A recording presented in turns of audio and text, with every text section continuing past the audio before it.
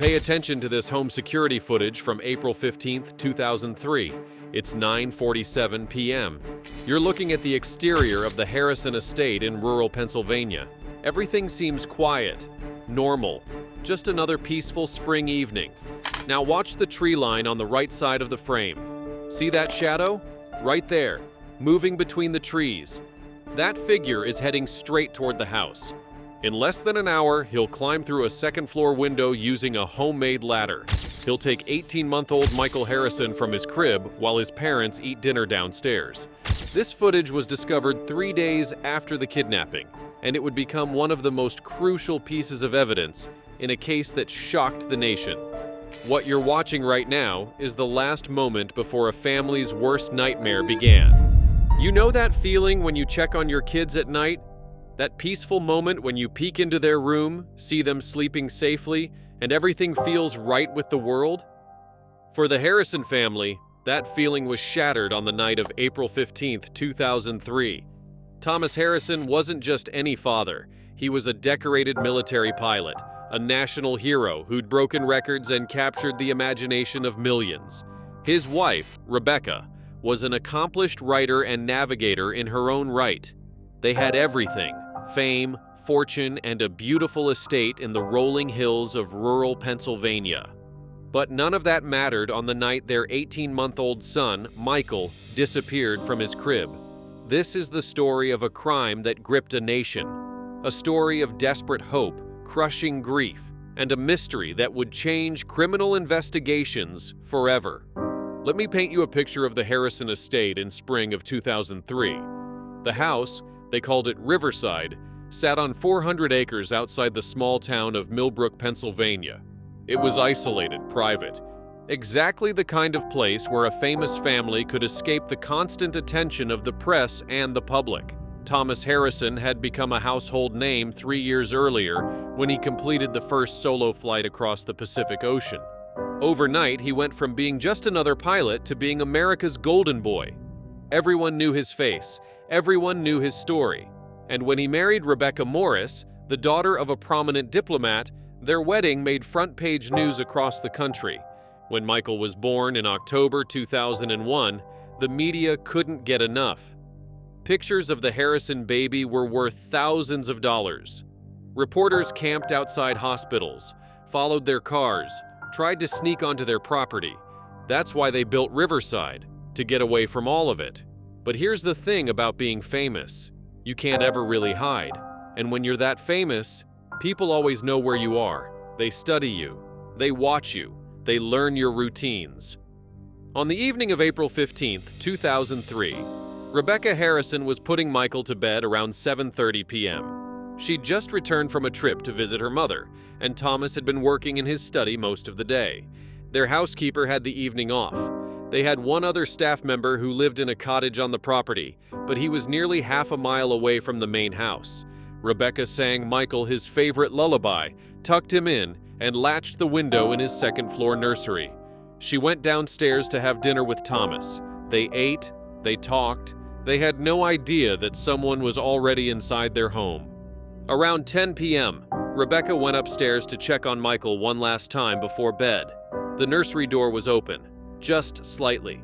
She remembered closing it. Her heart started racing as she pushed it all the way open and looked inside. The crib was empty. At first, she thought maybe Thomas had taken him. Maybe Michael had woken up fussy, and Thomas had grabbed him without telling her. But something felt wrong. The window, the one she'd latched, was wide open. A cold April breeze was blowing the curtains. Rebecca screamed for Thomas. He came running up the stairs, and that's when they saw it. A crude wooden ladder leaning against the house just below Michael's window. And on the windowsill, an envelope. Inside that envelope was a ransom note, handwritten, full of misspellings and broken grammar.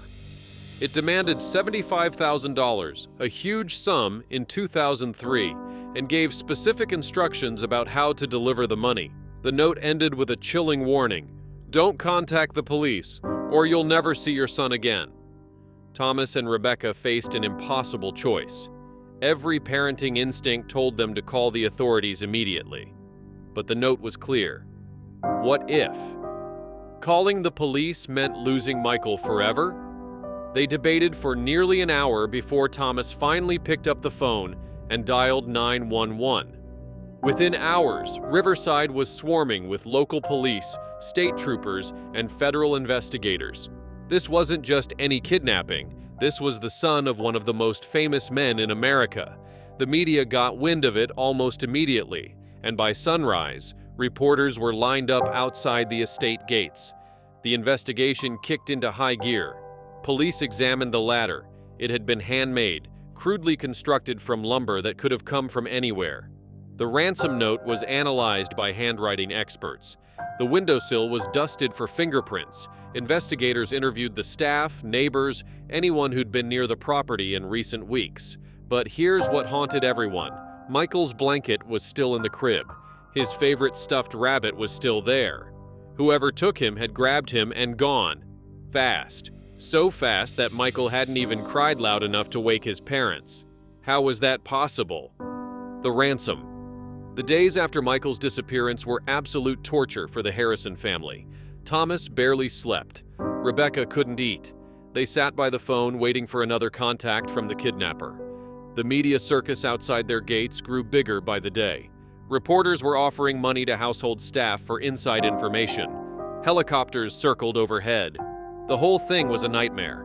3 days after the kidnapping, another note arrived. This one gave more specific instructions. The money was to be placed in a wooden box and left at a specific location, an old cemetery about 20 miles from Riverside. Thomas was to come alone at midnight, exactly 1 week from the night Michael was taken. The FBI wanted to set a trap. They wanted to flood the area with undercover agents, mark the bills, track whoever picked up the ransom. But Thomas refused. He didn't care about catching the kidnapper. He just wanted his son back alive.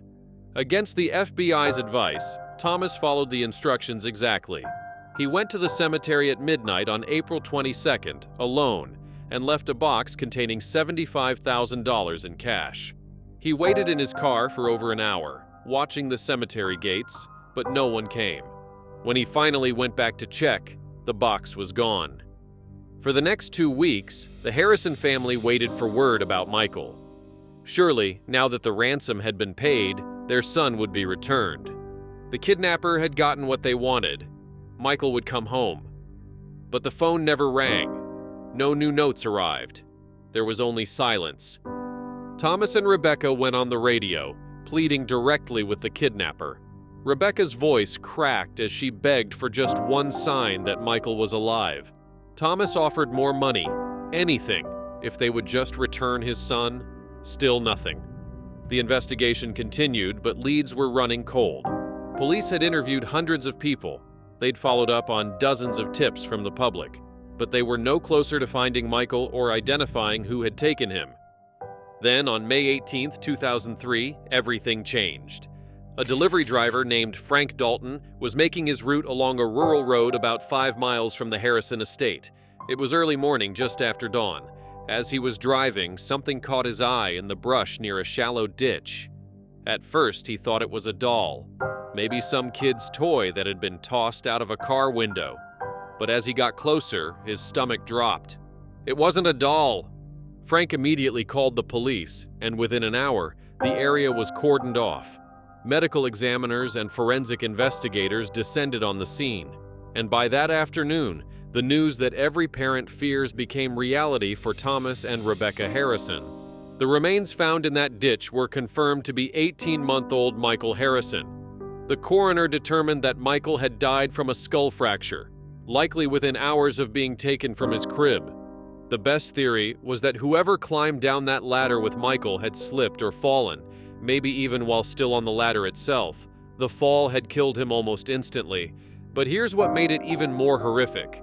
The kidnapper hadn't returned Michael's body. They hadn't called off the ransom. They'd taken the $75,000 and let the Harrison family suffer for weeks, hoping and praying their son was still alive, when he'd been dead the entire time. The grief was unimaginable. But grief quickly turned to rage. Someone had done this. Someone had taken their child, killed him, whether accidentally or not, and then extorted them for money, while Michael's tiny body lay in the woods. Someone was going to pay. The investigation. With Michael's death now confirmed as a homicide, the investigation took on new urgency. The FBI brought in their best agents. They re-examined every piece of evidence, every interview, every lead. The ransom bills were tracked. Some had already been spent at stores around the region. Investigators started showing Michael's picture and descriptions of the bills to shop owners, gas station attendants, anyone who might remember something. And slowly, a pattern emerged. Several of the marked bills had been used in the same small town, about 60 miles from Riverside. Witnesses described a man in his mid-30s, German accent, who'd seemed nervous when making purchases. One gas station attendant remembered him specifically because he'd paid for a small amount of gas with a $20 bill, which seemed odd. Police created a profile. They looked at anyone with a criminal record in the area. They cross-referenced known carpenters or construction workers, people who'd know how to build a ladder.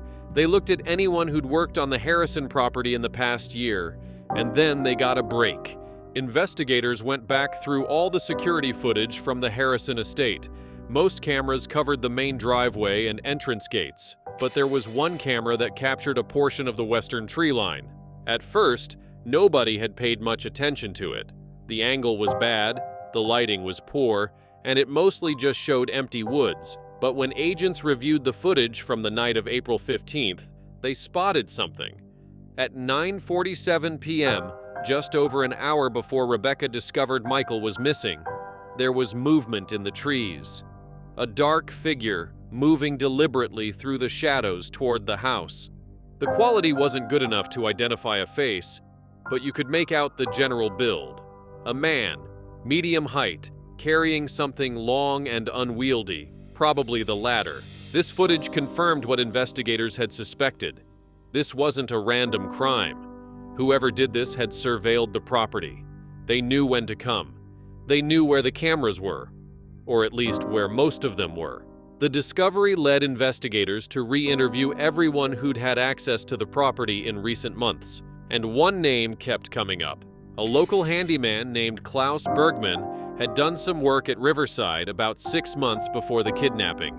He'd been hired to repair a fence and do some basic carpentry. He would have had access to the property layout. He would have seen Michael. He would have known the family's routines. When police looked into Bergman's background, red flags started popping up. He had a prior arrest for petty theft. He'd been struggling financially. He had a history of odd jobs and unstable employment. And, most importantly, he had a German accent. Investigators tracked Bergman down and brought him in for questioning. At first, he denied everything.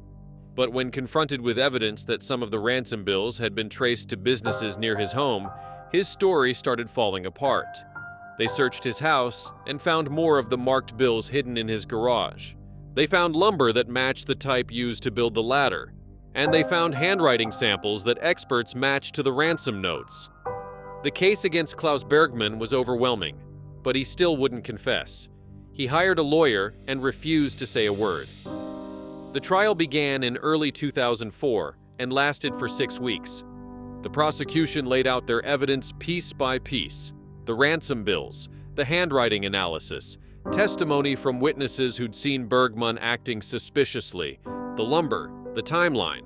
The defense argued that the evidence was circumstantial, that the handwriting analysis wasn't foolproof, that just because Bergman had some of the ransom money didn't mean he was the kidnapper. Maybe someone had paid him with those bills. But the jury wasn't buying it. After 3 days of deliberation, they returned with a verdict: guilty. Klaus Bergman was convicted of Michael Harrison's murder and the extortion of his family. The judge showed no mercy during sentencing. Bergman was given the maximum penalty under the law at that time. For Thomas and Rebecca Harrison, the verdict brought some measure of closure. But it could never bring back their son. It could never erase the trauma of those horrible weeks. It could never undo what had been done.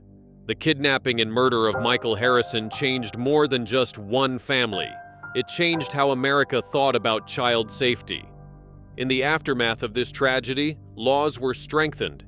Security systems became more common in homes across the country. Parents became more vigilant. The case became a grim reminder that evil can reach even the most protected, privileged families. Thomas and Rebecca. Harrison eventually left Riverside. They couldn't bear to stay in the house where they'd lost their son. They became advocates for victims' rights and worked to improve child protection laws. As for Klaus Bergmann, he never admitted his guilt. He never showed remorse. He never explained why he did it, whether Michael's death was truly an accident or something worse. Klaus Bergmann was convicted on the following charges: first-degree murder, kidnapping of a minor, extortion, and burglary. He received a sentence of life in prison without the possibility of parole, plus an additional 30 years on the extortion and burglary charges. Some questions never get answered, some pain never fully heals. But justice, however imperfect, was served. This was the story of Michael Harrison, a child who should have grown up to live a full, beautiful life, but whose time was stolen by one man's greed and cruelty. May he rest in peace.